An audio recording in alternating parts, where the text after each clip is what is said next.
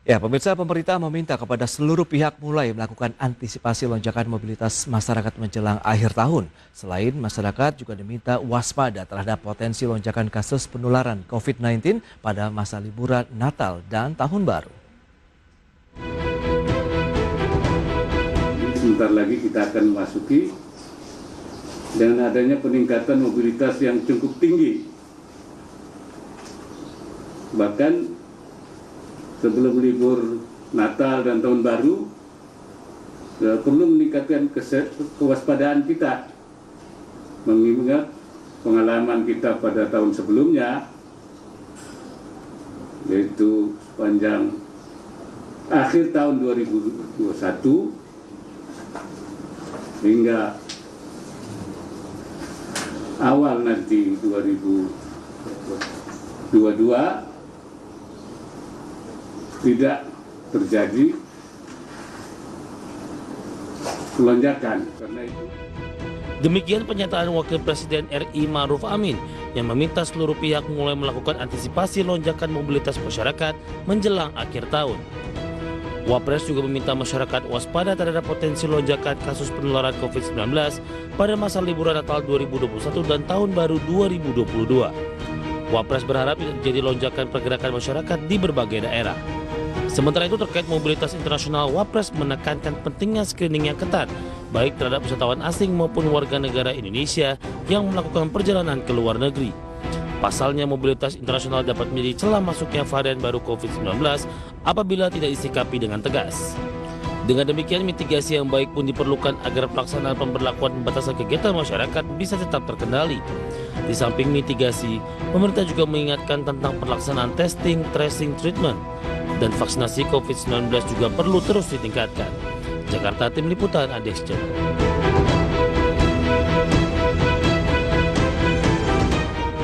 Baik pemirsa, untuk membahas tema menarik selanjutnya ya mengenai waspadai kenaikan COVID-19 saat libur panjang, kita sudah tersambung melalui Zoom bersama dengan Profesor Wiku Adhisa Smito. Beliau adalah juru bicara Satgas COVID-19. Halo, selamat pagi menjelang siang ini Prof Wiku. Selamat pagi Pak Prasetyo. Ya, salam sehat ya Pak. Salam sehat ya, semoga semua dalam keadaan sehat Pak Fiat ya. Baik, amin. Terima kasih banyak Pak. Langsung saja mungkin bisa dijelaskan nih terkait dengan kondisi terkini dari kasus COVID-19 di Indonesia. Ini kecenderungannya turun terus atau bagaimana nih mengantisipasi libur panjang nanti nih Pak? Baik, terima kasih. Jadi pada saat sekarang kondisinya memang kasusnya relatif terkendali. Namun dari pengamatan kami ada sekitar 29% atau 37 kabupaten kota di Jawa Bali yang kasusnya meningkat dibanding minggu sebelumnya. Jadi ini perbandingan antara minggu sekarang dengan minggu sebelumnya. Oke. Dan adanya kenaikan kasus ini juga dibarengi juga dengan peningkatan jumlah orang yang dirawat pada 43 kabupaten kota di Jawa Bali atau sebesar 34%. Dan selama seminggu terakhir jumlah orang yang dirawat di Wisma Atlet, karena ini sebagai indikator ya, tetap meningkat secara konsisten dengan rentangnya antara 248 hingga 273 bed. Dan juga laju vaksinasinya mengalami penurunan selama 7 minggu terakhir. Namun data ini tidak signifikan besarnya, namun tetap menjadi alert bagi kita semuanya. Demikian. Baik, tapi kalau kita lihat sebenarnya apa yang menjadi trigger begitu? Ada kenaikan kembali nih Pak. Perlu dicermati meskipun Anda katakan memang ini tidak terlalu signifikan, tapi kan ini bisa menjadi satu pertanda awal begitu apabila ini tidak disikapi dengan lebih baik ke depannya, Prof Wiku. Ya, jadi sebenarnya ini terjadi karena memang aktivitas masyarakat sudah relatif menjadi lebih tinggi lagi, sehingga potensi kerumunan juga bertambah, dan kerumunan itu tentunya memudahkan terjadinya penularan. Karena vaksinasinya juga sudah relatif baik, memang penularannya tidak seperti sebelumnya, tetapi tetap berkontribusi pada penularan. Maka dari itu kita harus tetap protokol kesehatan dalam menjalankan aktivitas sosial ekonomi kita. Oke, memang kalau kita lihat dari data jumlah orang ini atau warga kita yang sudah divaksin hingga saat ini sudah seberapa banyak, Prof? Ya, jadi kalau per tanggal 16 November kemarin per jam 6 sore itu sudah sekitar 63,22%. atau 131 juta orang dari target populasi yang bisa divaksinasi telah mendapatkan dosis 1. Dan ada 41,18% atau 85 juta orang yang telah mendapatkan dosis penuh. Dan detail pencapaian vaksinasi ini bisa diakses secara terbuka oleh publik di vaksin.kemkes.go.id. Oke, tapi dari sisi pelaksanaan vaksinasinya kan masih sesuai rencana begitu dengan target yang diharapkan begitu, Prof. Paling tidak ini bisa tetap terjaga proses vaksinasi baik yang tadi dosis 1 ataupun mereka yang masih belum bisa mendapatkan akses vaksinasinya. Ya, betul. Jadi memang relatif sesuai dengan rencana dan target memang dipatok tinggi oleh pimpinan kita, Bapak Presiden Jokowi, dan seluruhnya berusaha untuk mencapai vaksinasi tersebut di berbagai daerah, termasuk untuk vaksinasi lansia, karena lansia termasuk kelompok masyarakat yang rentan. Ya. Demikian. Baik, demikian juga sudah mulai menyasar yang anak-anak ya, Prof, ya, untuk pelaksanaan vaksinasinya. Ya, jadi ini sudah mulai bertahap, tapi prioritas pertama kita ingin juga menyelesaikan vaksinasi pada lansia, yang kemudian baru kepada anak-anak. Baik, lantas bagaimana dengan ketersediaan vaksinnya sendiri di Indonesia? Ketersediaan vaksin secara umum, stok dosis vaksin di 34 provinsi sampai saat ini ada 31 juta dosis dan masih mencukupi untuk kebutuhan 16 juta dosis pertama selama bulan November, dan beberapa provinsi juga perlu meningkatkan kecepatan vaksin karena mereka masih punya stok, jadi harus cepat dihabiskan agar betul-betul seluruhnya bisa terserap dan terlaksana dengan baik target. Sejauh ini kendala yang dialami dari teman-teman Satgas begitu dalam pelaksanaan vaksinasinya sendiri lebih kepada apa nih, Prof? Apakah memang daerah ataupun mungkin wilayah-wilayah tertentu yang juga masih terkendala? Ya, memang kendala utama terbesar pasti tantangan geografis dan kepemimpinan daerah yang juga bisa mendorong terjadi vaksinasi yang lebih baik. Dan secara geografis ini tentunya selalu kita lakukan rapat koordinasi dengan berbagai daerah dan menanyakan berbagai masalahnya mereka, apa perlunya, sehingga pemerintah pusat selalu mendampingi dan memastikan stoknya ada dan cepat diabsorb, termasuk dengan menggunakan bantuan TNI dan Polri di dalam proses vaksinasi ini di berbagai daerah di Indonesia, sehingga cakupannya makin lama makin cepat tercapai. Baik, itu dia dari sisi vaksinasinya. Yang perlu dicermati tadi ada kenaikan yang mulai ada tren begitu ya untuk kasus positif dari COVID-19. Bagaimana dengan libur panjang menjelang akhir tahun, Natal, kemudian Tahun Baru. Meskipun cuti sudah ditiadakan, tapi kan peluang-peluang untuk orang bepergian, melakukan mobilitas, menikmati liburan pun tetap terbuka ini, Prof. Wiku. Ya, jadi pemerintah sekarang masih terus membahas, memformulasikan kebijakan yang akan diterapkan lebih daripada kebijakan yang sudah ada. Jadi pada prinsipnya sekarang kan pemerintah sebenarnya juga melakukan berbagai kebijakan pembatasan mobilitas pelaku perjalanan internasional, pelaku perjalanan domestik atau dalam negeri, kemudian juga melakukan PPKM mikro dengan leveling 1, 2, 3, 4, dan juga protokol kesehatan juga diaplikasikan di semua wilayah, dimonitor. Jadi itu adalah kebijakan yang sekarang berjalan. Kebijakan itu sebenarnya cocok juga untuk melalui Nataru. Tetapi apabila kita sambil membahas ini melihat ada potensi lainnya yang tidak cukup dengan kebijakan yang ada sekarang, tentunya kita akan membuat kebijakan-kebijakan baru untuk betul-betul mencegah jangan sampai ada lonjakan kasus selama Nataru. Demikian. Oke, tapi efektivitas dari PPKM sendiri bagaimana untuk bisa menekan laju kasus positif? Karena kita tahu juga kan ada beberapa daerah, misalnya wilayah DKI Jakarta yang masuk di kategori 1 misalnya begitu, PPKM mikro 1. Berarti kan ini aktivitas sudah mulai bisa dikatakan mendekati normal. Banyak sekali orang-orang yang sudah masuk kantor, WFH, kemudian jalanan juga sudah macet. Nah, ini antisipasi ini kan juga yang perlu dicermati oleh Satgas dan juga pemerintah, Prof. Ya, jadi begini, kebijakan pembatasan melalui PPKM mikro dengan leveling itu Jawa Bali selama ini dilakukannya setiap minggu waktu itu, setiap minggu berubah, sekarang sudah setiap 2 minggu. Oke. Apabila kita perlukan, kita bisa kembali lagi setiap minggu untuk memastikan bahwa setiap indikasi lonjakan kasus itu terdeteksi. Dan basisnya kita selalu baca data, dan masyarakat tolong juga ikut baca data karena kita harus sama-sama mengendalikan. Pokoknya kalau sudah mulai ada keadaan yang sudah mulai meningkat, kita pasti rem. Dan masyarakat juga ngerem sama-sama. Nanti kalau sudah turun lagi, kita bisa buka lagi. Jadi itu ada adaptasi kita, mau Nataru mau tidak, sebenarnya prinsipnya kan sama saja. Kita harus menjaga, tapi kalau pada saat tertentu seperti Nataru kita harus mengerem atau membatasinya lebih banyak lagi, ya kita batasi lebih banyak. Tapi membatasinya itu dasarnya adalah data. Itu dia, berarti memang peran serta masyarakat begitu ya dalam membaca data, kemudian mencermati adanya lonjakan-lonjakan ataupun tren kenaikan dari kasus COVID-19 pun harusnya sudah bisa menjadi alert sendiri begitu ya Prof ya? Ya betul, jadi kita perlu kerjasama, jadi jangan menggantungkan hanya dari pemerintah pusat atau pemerintah daerah. Mari kita sama-sama, karena seluruh masyarakat ini ikut kontribusi besar di dalam penanganan COVID sebenarnya. Berikut ini akan kami sampaikan kembali infografik ini dari upaya mencegah lonjakan kasus COVID-19 di Indonesia, apa saja yang harus dilakukan. Ya, seperti yang bisa Anda saksikan di layar televisi Anda, ini adalah beberapa langkah yang mungkin bisa kita harus lakukan, pemirsa. Di antaranya adalah menjalankan protokol kesehatan 3M secara konsisten. Kemudian menyegerakan vaksinasi COVID-19.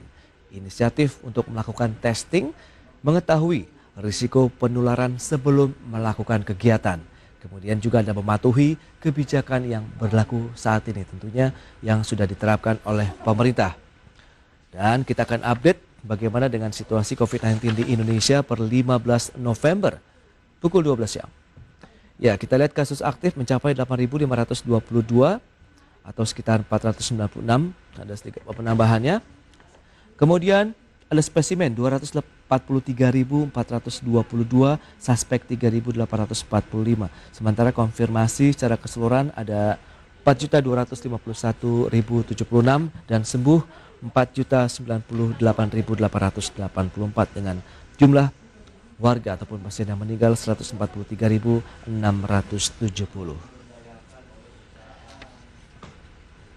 Ya, kita akan lanjutkan kembali perbincangan bersama dengan Profesor Wiku Adhisa Smito, juru bicara Satgas COVID-19. Ya, Prof Wiku, kita akan lanjutkan dengan membahas ada beberapa hal yang tadi sudah disampaikan.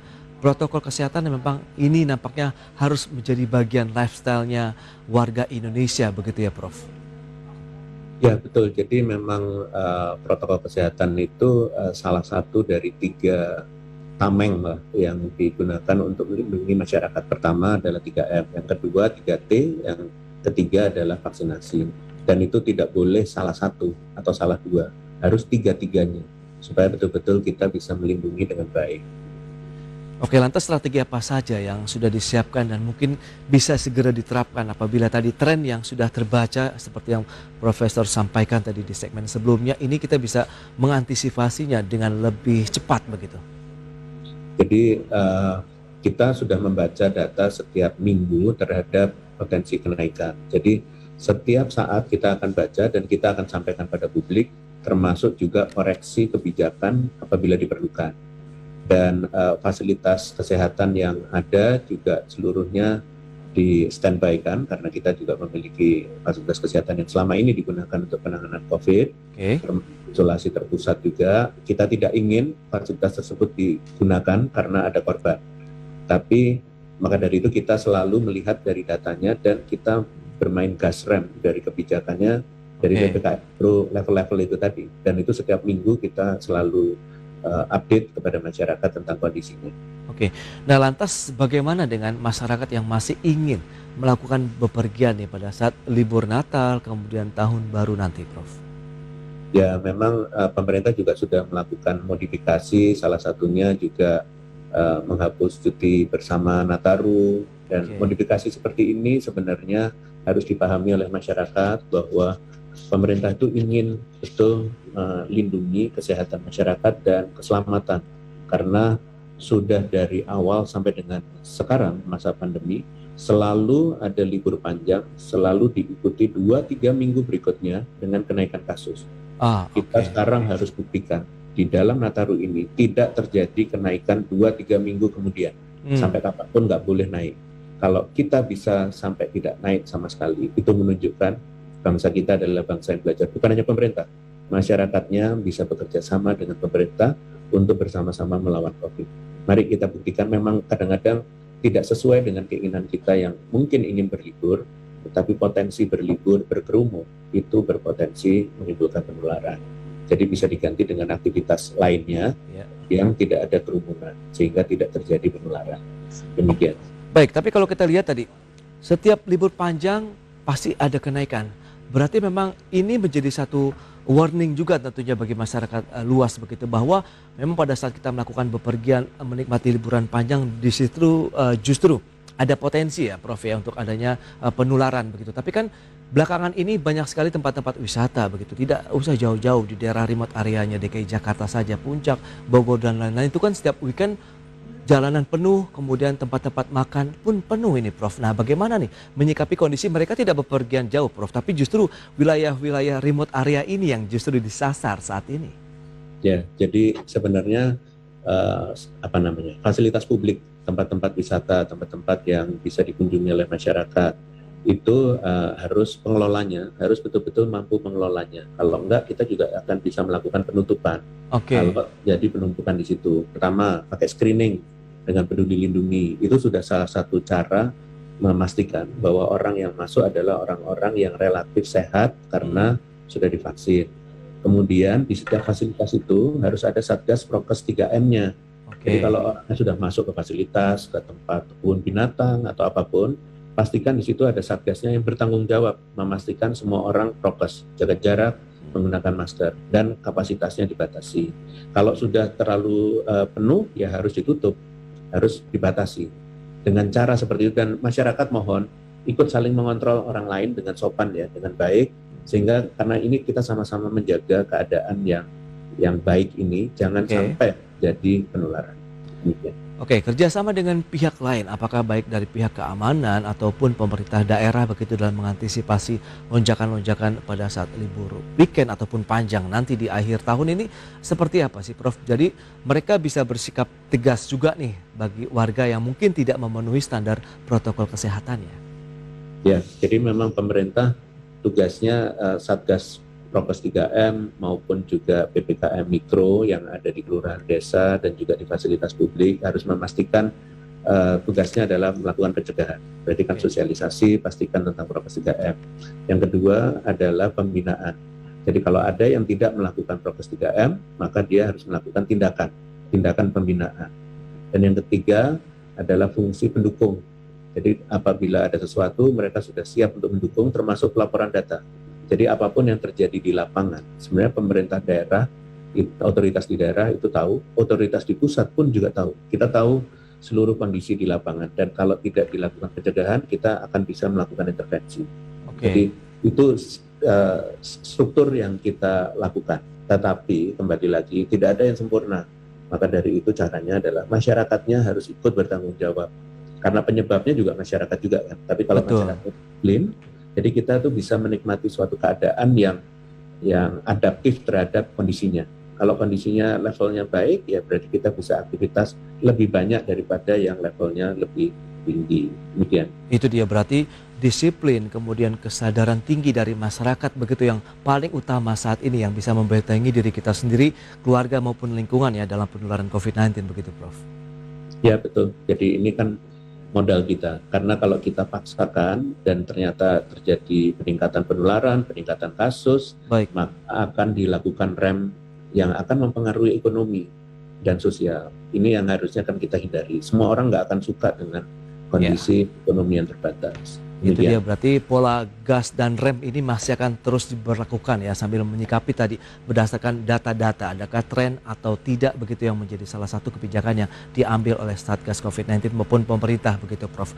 Baik, Prof Wiku, terima kasih banyak atas waktu yang diberikan dan informasi menarik mengenai kondisi terkini ya dari kasus COVID-19 di Indonesia dan penanganan untuk mengantisipasi libur panjang akhir tahun. Sukses untuk Anda dan semoga juga Indonesia bisa segera terbebas dari COVID-19. Salam sehat Prof. Terima kasih, salam sehat.